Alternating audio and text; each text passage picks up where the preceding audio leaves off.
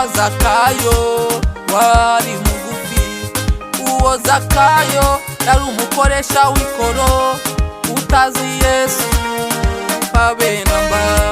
Yesu ahanyuze ashaka kumumenya, arihuta cyane yurira umuvumu, kuko Yesu adahishwa. Ahageze aramubona, areba hejuru aramuhamagara, Zakayo ururuka, Zakayo ururuka, kuko uyu munsi ndari wawe.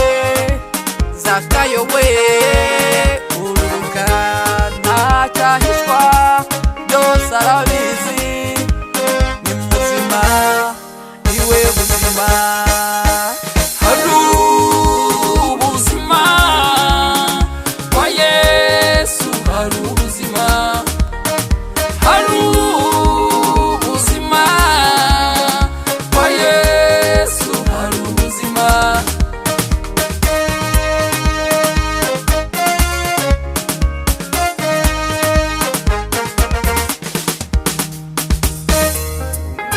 Lazaro wari inshuti ya Yesu, yamaze iminsi 4 ari mu gituro. Bahamagara Yesu ngo inshuti yawe yapfuye ntabwo akiriho.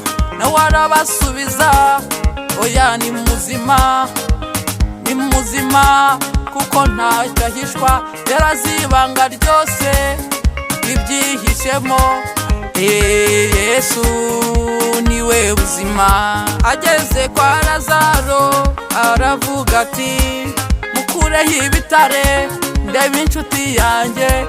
Bakuraho ibitare, nawe arahamagara ati, Lazaro kanguka, Lazaro, Lazaro kanguka. Lazaro arakanguka. Hari ubuzima kwa Yesu, hari ubuzima, hari ubuzima kwa Yesu, hari ubuzima. Yesu ni ubuzima, Yesu ni umunezero, Yesu ni amahoro. Aho yageze intambara zose nazo zirarangira, umubabaro wose nawo urarangira, n'ubupfubyi nabwo urarangira, kuko Yesu ni byose. Amen. Yesu ni wowe buzima, Yesu ni wowe buzima. Haleluya. Yesu we ni wowe buzima. Ngwino, ngwino